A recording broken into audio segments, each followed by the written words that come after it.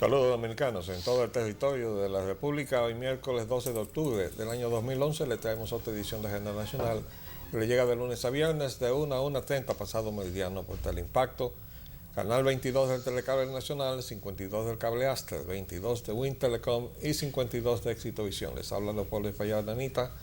Para llevar adelante el programa, ahora haremos un programa especial que ya le habíamos anunciado, con el cual le vamos a contestar a la representante secretaria de Estado de la plutocracia de los Estados Unidos, Hillary Clinton, que vino a la República Dominicana a ofender a los dominicanos, en lugar de venir a darle gracias por el esfuerzo que ha hecho para ayudar a ese desgraciado pueblo vecino de Haití.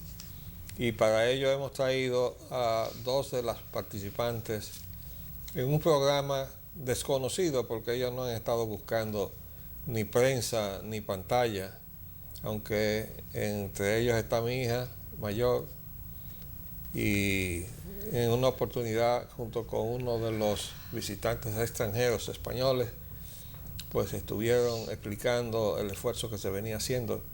Quiero pedirle entonces que hoy, día 12 de octubre, en que por lo menos hasta un tiempo atrás se celebraba el Día de la Raza como un cinismo para la conquista de 1492 que casi extinguió a la raza indígena en toda América.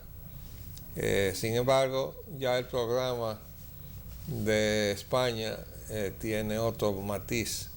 En este caso se trata de una colaboración con los dominicanos para ayudar a los haitianos.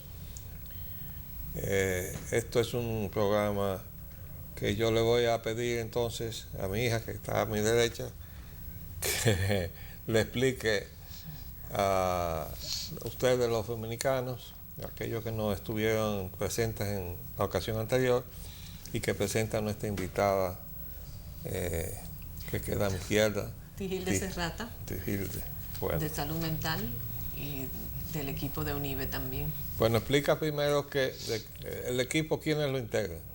El equipo está integrado por estudiantes de las maestrías de crisis y trauma y de la especialidad en psicoterapia de UNIBE, y también estudiantes de medicina de la Universidad Iberoamericana, conjuntamente con el apoyo de la Universidad de Salamanca.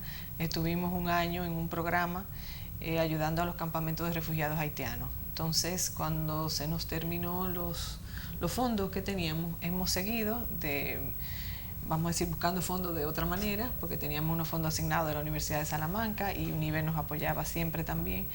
Y pues cada cierto tiempo visitamos un campamento, porque la realidad del pueblo haitiano es el siguiente: muchas personas creyeron que con las donaciones que se hicieron a nivel mundial, ahora mismo la situación de los refugiados sería otra, pero lamentablemente de 1.200.000 personas que quedaron damnificadas y viviendo en casa de campaña, todavía hay 600.000 personas viviendo en casa de campaña. Tú te estás refiriendo a las donaciones que se enunciaron. Exacto. Pero que no han llegado, porque en primer lugar muchas de las naciones que se comprometieron a ayudar decían que no había gobierno. Efectivamente, primero estaban en medio de una crisis política, entonces vinieron unas elecciones que nosotros consideramos siempre muy inoportunas, porque cómo pedirle elecciones a un país devastado. Pero bueno, se hizo y así está.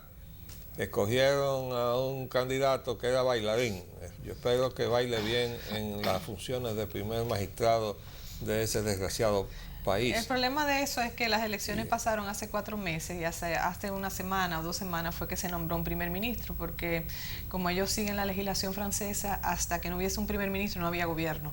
Quiere decir que no había arrancado el gobierno hasta que no hubiera un primer ministro que nombre todo el staff. Vamos a decir, y entonces, ¿por qué no se había elegido? Porque la Cámara de Diputados y de Senadores no habían aprobado ninguno de los 4 primeros ministros que el presidente había, vamos a decir, llevado, pero ya felizmente tienen un primer ministro, así que esperemos que ahora arranque el gobierno y pueda hacer algo por los damnificados y por la gente que todavía vive en casa de campaña. En una situación calamitosa, cada vez peor, porque en la medida que pasa el tiempo, la gente se muere de hambre, de necesidad. Y el programa de nosotros pues era un programa de rehabilitación médica, quiere decir que llevábamos operativos médicos, regalábamos las medicinas y también pues alguna ayuda social en la medida que Perdóname, pudiéramos. yo, si no recuerdo mal, la primera fase del programa de ustedes iba a tratar de rescatar del trauma de la tragedia, ¿no? O sea, una ayuda desde el punto de vista psicológico. Eso lo hacíamos colaborando con Salud Mental, porque Salud Mental lideró todo ese movimiento.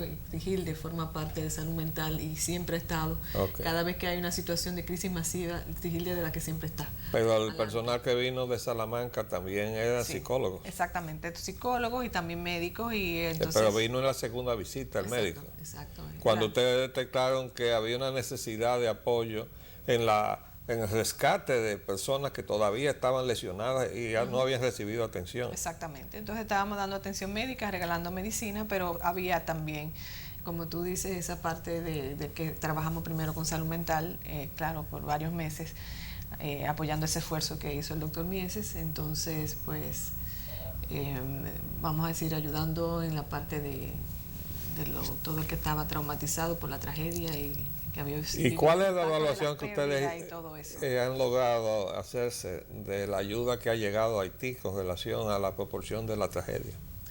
Lo que pasa es, bueno, una vez allá, comentando con una persona que nos estaba apoyando, un haitiano, nos decía que existe lamentablemente lo que se llama el negocio de las ayudas.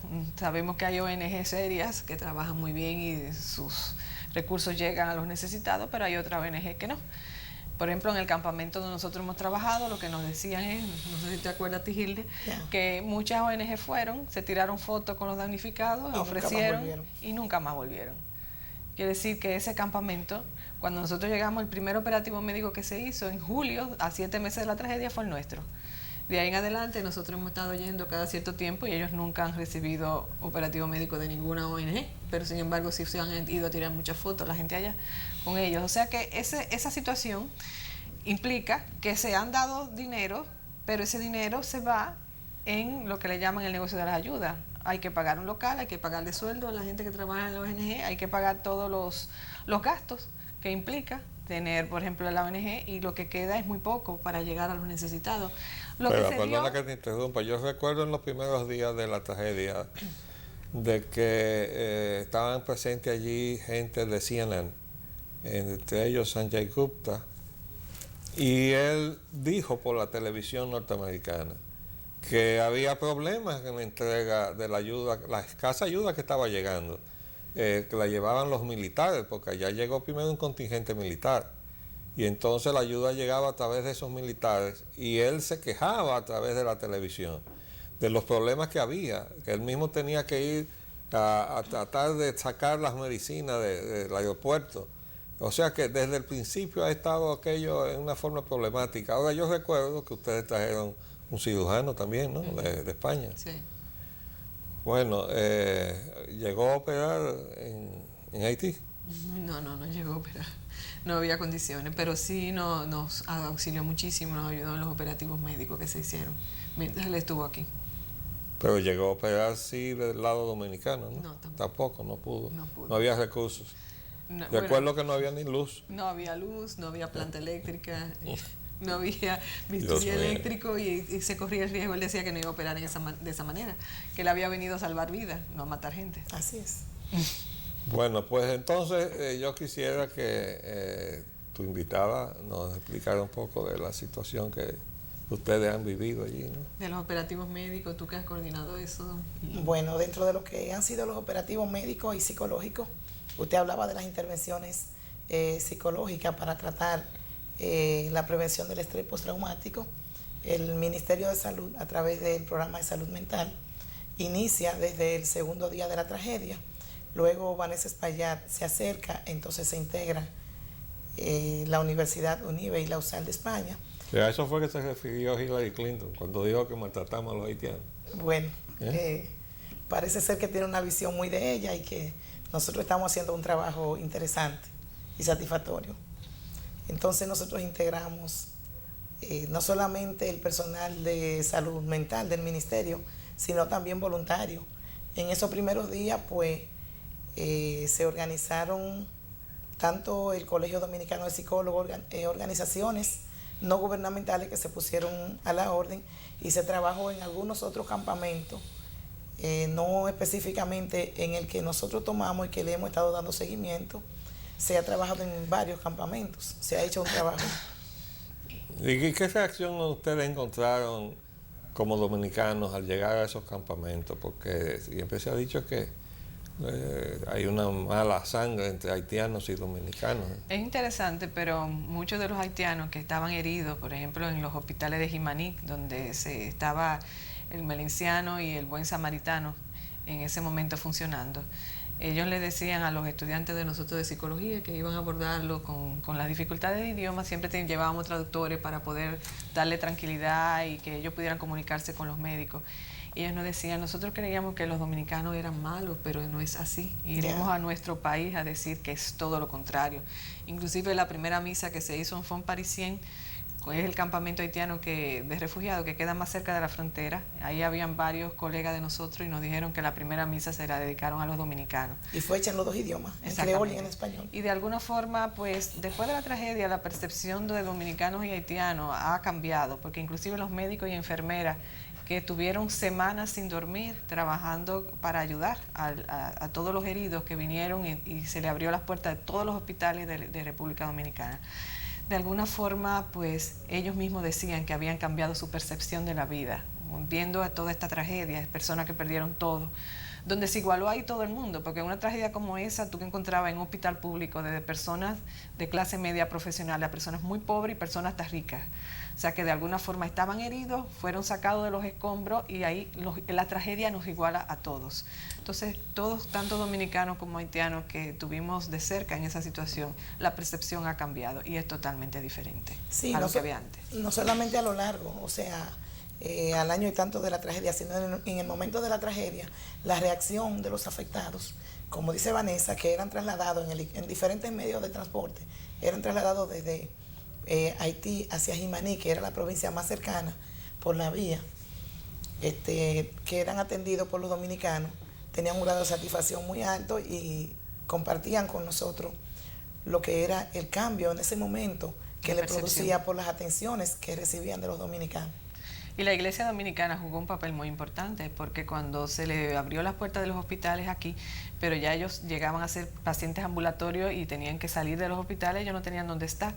Y la Iglesia improvisó refugios para que ellos pudieran tener asistencia médica ambulatoria hasta que pudieran volver a su país. Entonces quiere decir que el pueblo dominicano en sí fue maravilloso, o sea, se volcó en ayuda constante desde el primer momento. O sea que realmente si hay alguna percepción diferente es porque realmente no saben qué pasó y cómo se hizo. O porque hay una intención que vaya usted a saber cuál es, pero probablemente no está pegada a la verdad y ya solamente por el hecho de que se haya arrancado con una mentira para venir a insultar el sentimiento humanitario de los dominicanos, de solidaridad espontánea, porque nada de las ayudas que ustedes mismos han estado llevando ha sido una cosa forzada, sino es una cosa que ha salido del corazón de los dominicanos. Muy voluntaria. Entonces, yo no me explico de dónde ha salido esa información que ha estado esgrimiendo la secretaria de la plutocracia de Estados Unidos, porque no puede haber sido servida por la embajada de Estados Unidos, que estando aquí tenía que estar viendo la realidad.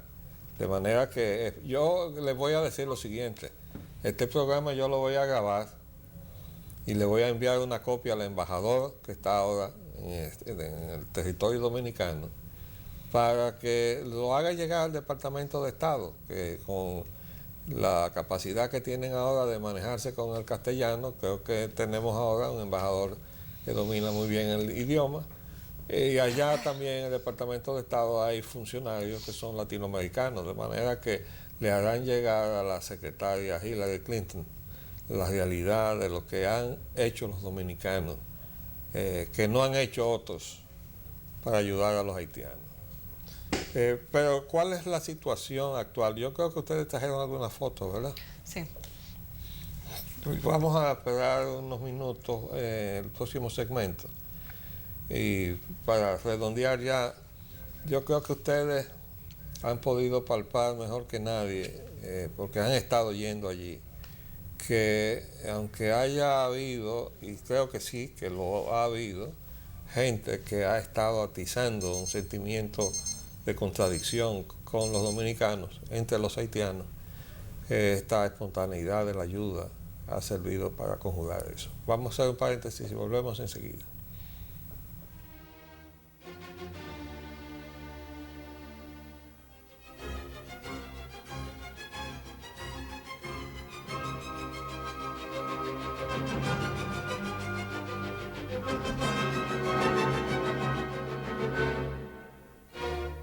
Con relación a lo mismo. Bueno, estamos ya otra vez en el aire. Vamos a ver, que nos decía Tijilde que hay un comentario con relación a una persona que malagradecida que ha estado residiendo en el suelo dominicano y que ha servido de ariete precisamente para ir a acusar a los dominicanos y al país en territorio extranjero, como lo ha hecho ante la Corte Interamericana de Derechos Humanos. Me estoy refiriendo a Sonia Pierre. Sí. Ella tiene varios nombres, porque también he oído algunas variaciones de su nombre. Sí, estuvimos leyendo en el periódico El Caribe un comentario que se le hacía de cómo ella había aprovechado algunos escenarios y que realmente las informaciones que ella daba quizás estaban dando un espacio a esa imagen que nos ha proyectado la señora Clinton.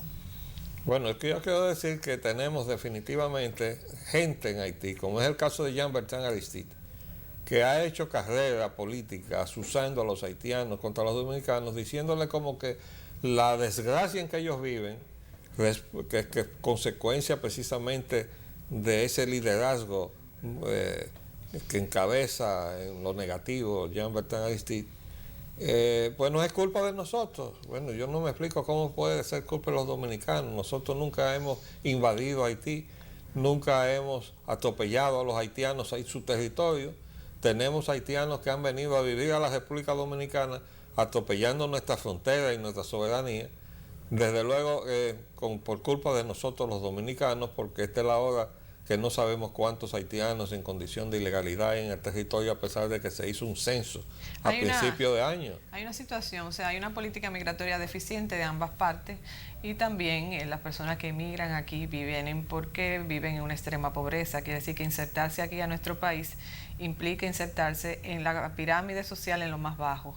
Y muchas veces es cierto que vienen a malpasar a nuestro país y que no son, vamos a decir, bien tratados. Eso también es cierto. Pero lamentablemente la situación es que no hay una política migratoria eficiente de ninguno de los dos lados. ¿Pero que han sido maltratados por quién? Bueno, vamos a decir porque hay situaciones, vamos a decir, de desigualdad. Cuando tú tienes una situación de ilegalidad, tú no tienes el mismo derecho que otras personas. Bueno, pero si tú tienes una condición de ilegalidad, hija mía, tú no tienes derecho de ningún tipo. Sí, pero... Sobre todo cuando hay dominicanos que no tienen ahora mismo espacio en los hospitales porque se le ha cedido espacio a los haitianos. Pues entonces hay un problema de política migratoria. Hay un problema que está en la política del presidente Leonel Fernández. Y de los dos gobiernos. Y no, bueno, con relación a lo que ha habido de desgobierno del lado haitiano. Hay una violación de la frontera. Ha habido una violación al acuerdo dominico-haitiano que se firmó en Washington nada menos que en febrero de 1938, que rige las relaciones entre ambos países. Fíjese, con relación a la situación de los hospitales y de los nacimientos en la zona fronteriza, es importante señalar un poco que el director del hospital de Jimaní nos hablaba de la deficiencia que ellos están teniendo con la parte humana y darle el servicio de parto de las parturientas haitianas que cruzan la frontera en el momento que sus niños van a nacer. Mientras un dominicano, cuando va a dar a luz, cuando le dan el servicio, la prestadora de servicio le aporta 5,000 pesos al hospital de fondo por los materiales gastados, pierden la oportunidad de conseguirlo cuando es una persona ilegal, pero que por humanidad hay que darle el servicio y se le da de igual calidad y en la misma proporción. Eso me parece bien interesante.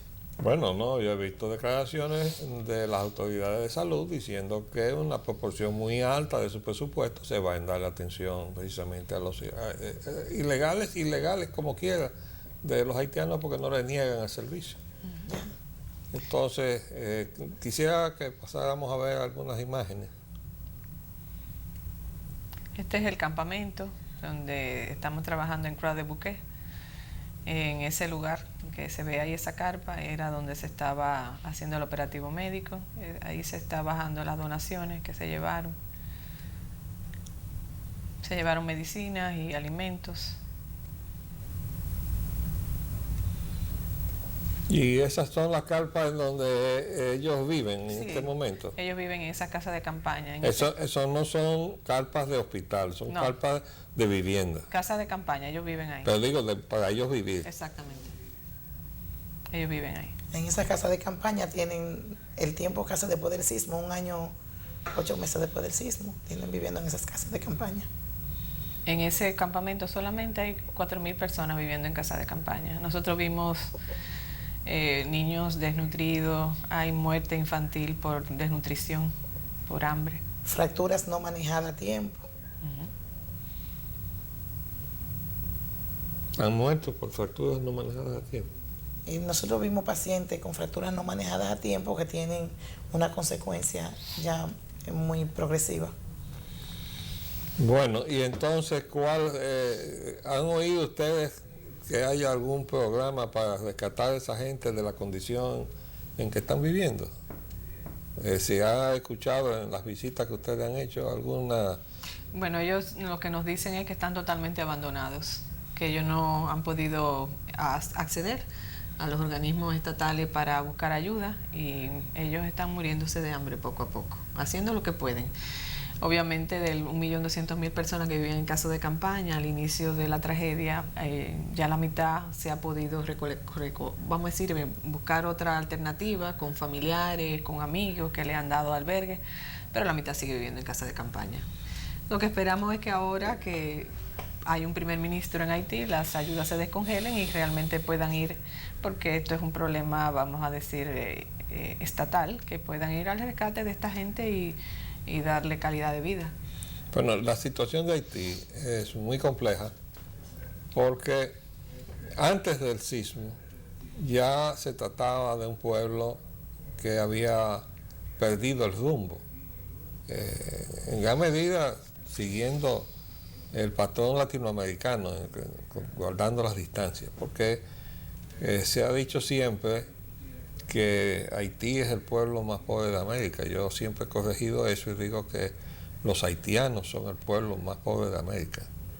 El país es rico en minas de oro, plata y algunos minerales de gran valor como el iridio. Pero muchas veces los haitianos ni siquiera saben que tienen esa riqueza. Yo recuerdo que tú me invitaste una vez a dar una charla en uno del Colegio Lux Mundi, y al terminar mi intervención donde yo hablé de la riqueza de ambos lados de la frontera, había un profesor de francés de ese colegio que no sabía nada de la riqueza minera de su país, no sabía que la tenían. Y desde luego, si no saben que la tienen, no la pueden defender. Y de hecho, he escuchado a exiliados haitianos que residen en la República Dominicana, los verdaderos refugiados, ¿no? O sea, las personas que han huido por razones políticas de Haití y que son perseguidos allá porque son nacionalistas, quieren su país. Decir aquí que la minería haitiana, sobre todo la de oro y plata, está intervenida por multinacionales europeas encabezadas por Madame Mitterrand, la viuda del presidente de Francia.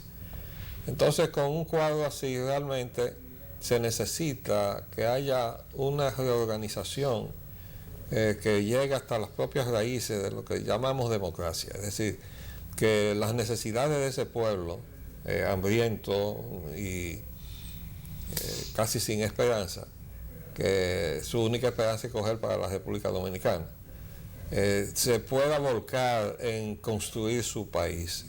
Y para eso debemos nosotros, todos los dominicanos, meter el brazo hasta el hombro, porque en el rescate de Haití, en Haití, está la solución de ese problema migratorio masivo que se proyecta sobre el territorio dominicano.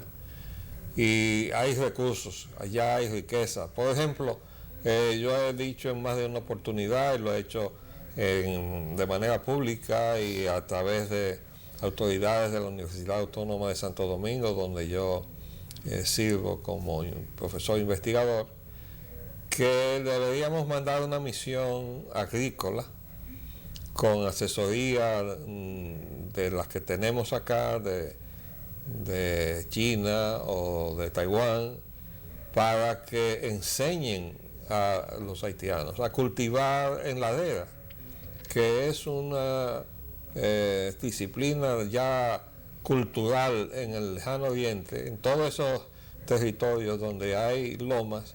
Sin embargo, ellos cultivan. Y el hecho de que en Haití no haya foresta no significa que tenga necesariamente que ser un erial.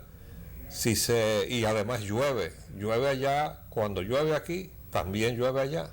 De manera que lo único que se necesita es retener el agua y aprender a cultivar en terraza para que el pueblo haitiano no pase hambre, porque una de las prioridades fundamentales de toda nación, cosa que también hemos descuidado en la República Dominicana, es darle la prioridad que tiene a la alimentación y a la autogestión alimentaria. Es decir, nosotros debemos garantizar que producimos los alimentos suficientes para que los dominicanos en ningún momento pasen hambre. Lo mismo debe hacerse en cada territorio. Pero mientras tanto nosotros debemos ayudar a Haití en ese esfuerzo. Yo recuerdo que el expresidente Bill Clinton, en una de las visitas de turistas que hace de vez en cuando ahí, pues dijo y reconoció que la ley PL 480, Public Law 480 de Estados Unidos, que ha servido para que Estados Unidos envíe sus excedentes agrícolas a todas partes del mundo como instrumento político, había ayudado a destruir la poca agricultura que había tenido Haití. De manera que con esa realidad, ese esfuerzo, nosotros debemos apoyarlo, porque si no hay con qué comer, imagínese usted la desesperación que debe tener ese pueblo. Yo creo que nosotros debemos apoyar. Sé que allá hay misiones de empresas constructoras. Misiones no, en realidad han ido a hacer negocios y han dado servicios y han ganado dinero. Y de hecho creo que la propia situación que tiene Haití, la cantidad de recursos que hay que volcar allí, que se han prometido para reconstruir Haití, no de la tragedia, sino reconstruirla como nación, tendrá necesariamente no solamente el apoyo logístico desde la República Dominicana, sino que eso también servirá para darle también a las empresas dominicanas un mercado de trabajo lucrativo. Yo creo que eso será beneficioso para ambos países y de todas maneras es de una necesidad para nosotros ayudar a Haití, no solamente porque así lo impone el sentido humanitario, sino porque en este caso es de la conveniencia de la nación. Pero bueno, se nos acabó el tiempo por el día de hoy. Les agradezco que hayan venido y les voy a reproducir este programa a la señora Clinton. Nos despedimos hasta mañana, si Dios así lo permite. Les habló Leopoldo Espaillat Nanito. Hasta luego.